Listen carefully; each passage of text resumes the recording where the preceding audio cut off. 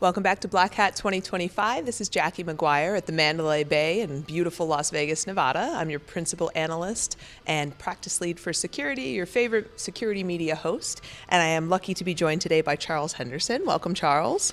Hey, thanks for having me. You're the EVP of Division Hex at Coalfire, and if people haven't heard of Division Hex, there's probably a reason why, right?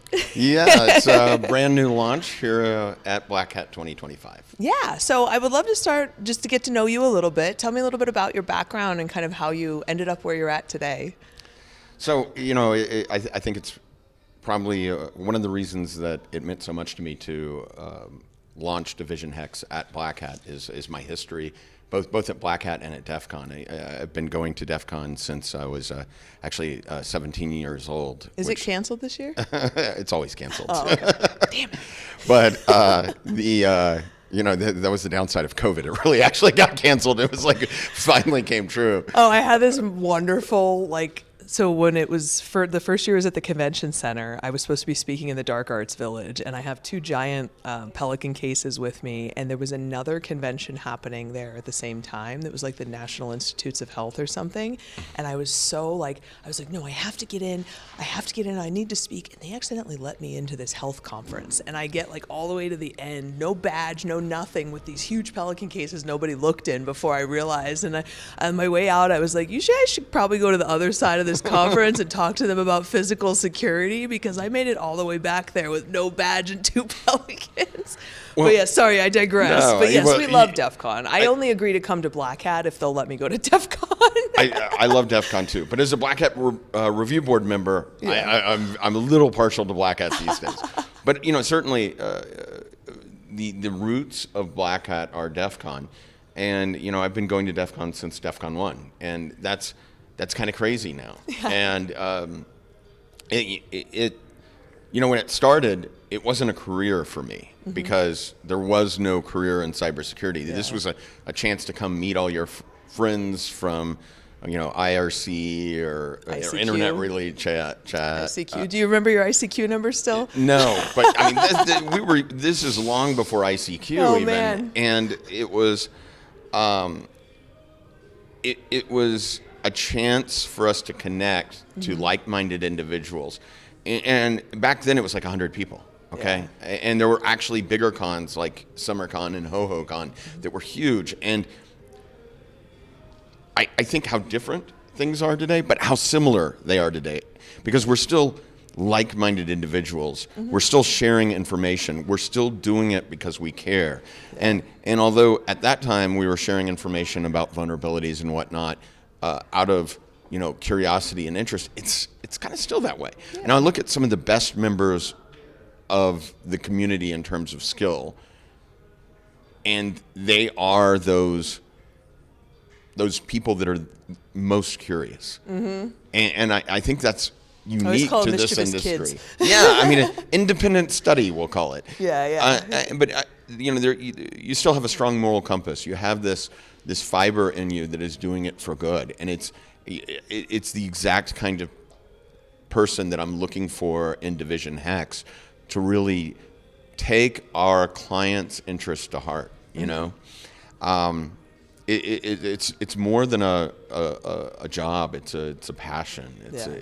It's a dedication. Yeah. I always I talk a lot about, you know, I'm neurospicy. Anybody who follows me knows that I'm extremely ADHD, and that deep autistic sense of justice and injustice.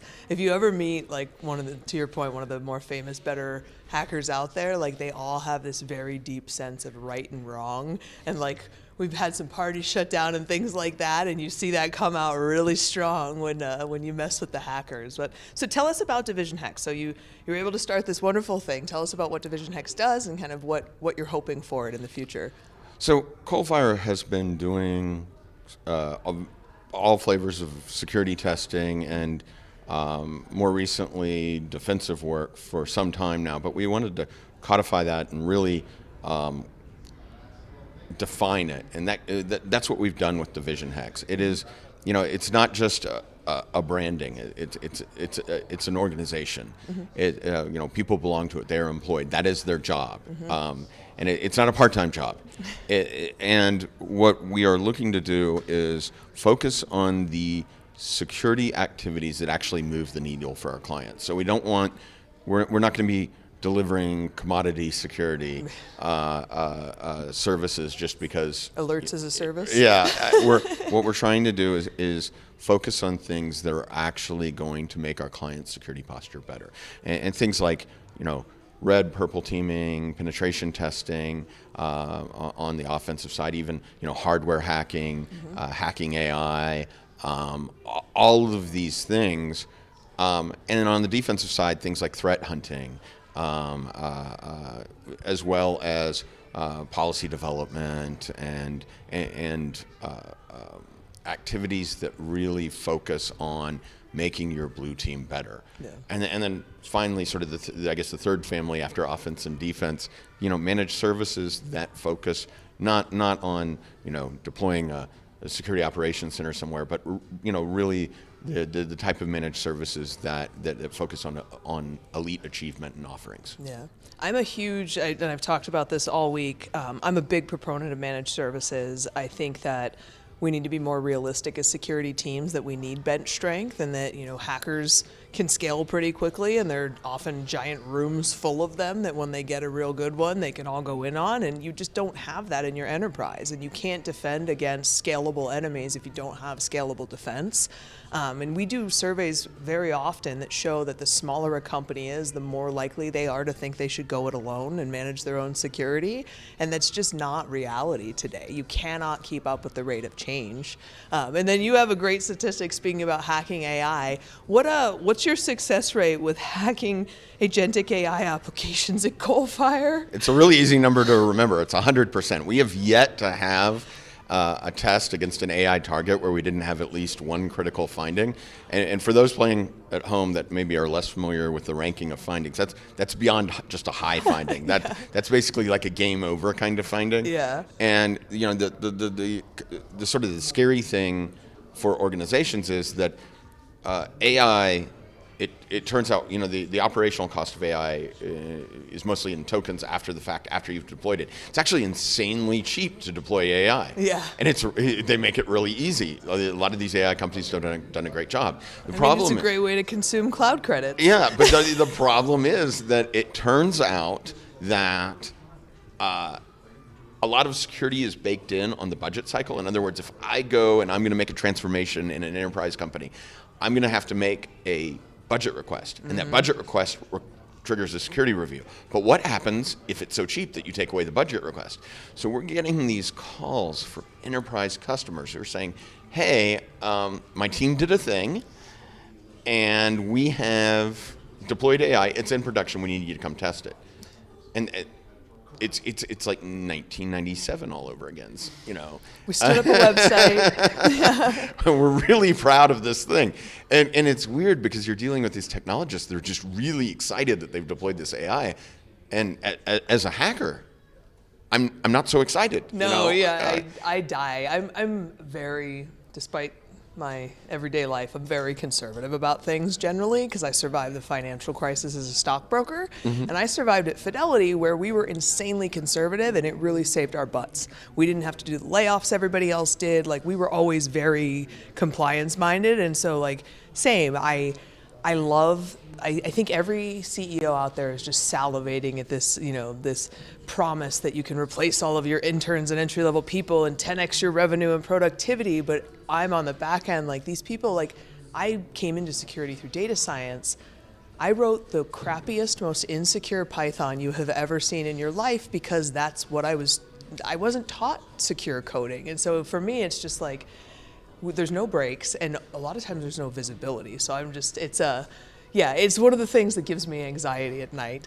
Embrace AI. I'm not. Yeah. I'm certainly. Oh, it's here to stay. We're not putting. Embrace AI. Fundamentally, if you don't, your business will be left behind. So embrace AI, but do it securely. Yeah. Give people safe places to do risky things. Yes. And if you're out there wondering what will happen if you do not bake security into AI. There's actually some pretty good shining examples of that publicly now. And given the scale and scope of AI, a vulnerability in AI is going to be a lot more expensive than a vulnerability in your web app or the wherever velocity. else. Yeah, just thinking about with agents, right? The agents instantaneously can do 100 different things because they thought that something was probable. I also think that, from just looking at threat actors that are focused on maybe extortion techniques, whatnot, AI targets give them better leverage because, attackers are looking for real world consequences with the information they get, or they're looking for something that really gives them leverage in that extortion campaign. And unfortunately, a lot of things that are AI touching right now are exactly that. So they're going to be big targets. Yeah. Yeesh. So I know you have some services that you're offering. Can you explain some of those? Because again, I'm a big fan of services. So what are some of the services that you offer that you think that if I'm a CISO, right, and my team did a thing, and I'm like, okay, we need to start kind of onboarding some experts and going through things. What are the first couple things that you usually engage with customers around? I mean, the first thing is testing. Yeah. I mean, especially if it's out there, and let's get it, let's test and start to remediate those things. But also things like threat modeling and understanding at a deeper level, the kinds of things that you should be worried about. And of course, if we're getting to the point where there have been vulnerabilities, where something was out in production while vulnerable, you start to look at threat hunting or compromise assessment. Hey, how would we know if we as an organization or were compromised? What is it that we do and do not know about our organization? And that's important. Even if the answer is no, we haven't been compromised, you still learn a lot from that, because a lot of times you're surprised by how many organizations, when they get to the point where they know they're compromised, don't have the visibility to see where they are compromised. I was just going to say that, because at least you've figured out where you have to look to find out, because most people don't even know that. And do your tools support that mission? Does anybody in your company know how to query this one SaaS that you bought? The heat of your worst day is not the day to find out that you have no visibility into your environment. Yeah. So this is a really important exercise. Yeah, and I think the visibility goes to I always say the primary currency in cybersecurity is trust. And without, real kind of control around the types of data that you're giving these things access to, full transparency and visibility of how these things are managing that data, and then whose fault it was that data got there in the first place. I mean, without that, you can't have trust. And so I think that's kind of where we're at right now, is talking to CISOs last year at Black Hat and RSA. It was all like, let's stop it, prevent it, shut AI down, don't let anybody do anything. And this year, that's not reality. They just did it without us. And so it's more like, okay, how do I even see the shadow? Because AI is the new shadow IT, right? So how do I even see what we're doing? And how do I go from, why did you do that, to, hey, we saw you did this thing. Here's how we're going to secure it. We've already started the process, so that security has a more collaborative relationship with the enterprise, not just, no, you can't do that. So I think visibility and trust are a huge step in that direction. Absolutely agree with you. And our threat-informed and threat-based approach goes a long way to help move that needle. But it's also important that with Division Hex, we're able to make it programmatic, so that all of these functions are not working independently. Right. But they're working together in sort of a concert, we're not individual instruments, but instead the orchestra. Yeah, that's probably a pretty good way to leave this. One of the things that I've noticed the longer I've been in security is the number of people in security who don't play an instrument or sing is almost none.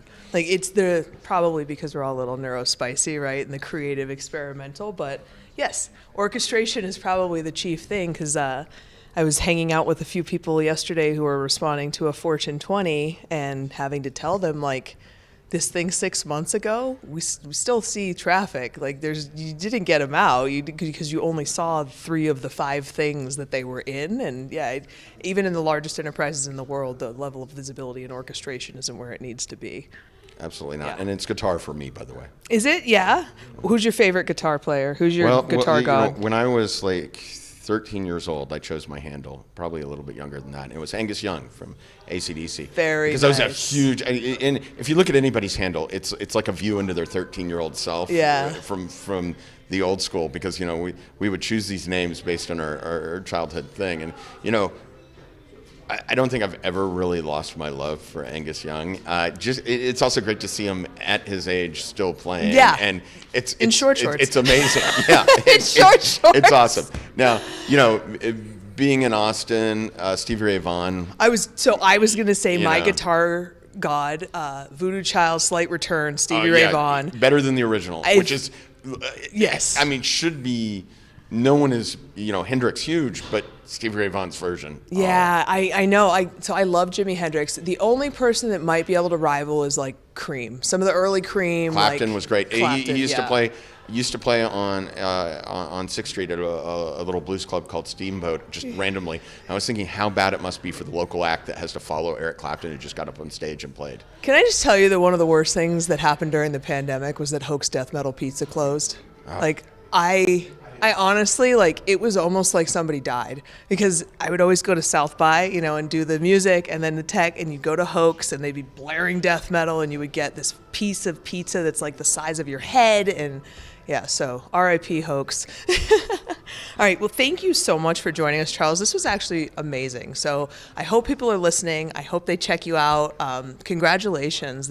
I'm really, really happy for you that you were able to get this accomplished. Hey, we're really proud of Division Hex, and it's a great crew. It's a crew that I've worked with for decades through my time at Spider Labs and X-Force. Yeah. And combined with an existing Coalfire team that is amazing. So Yeah. we're really excited. Yeah, we Thanks. like the Coalfire team. So I will see you tomorrow. We'll goon it up. Sounds good. All right, awesome. Thank you, everybody. We'll be back shortly with more great guests and amazing content from Black Hat 2025 at Mandalay Bay in Las Vegas, Nevada.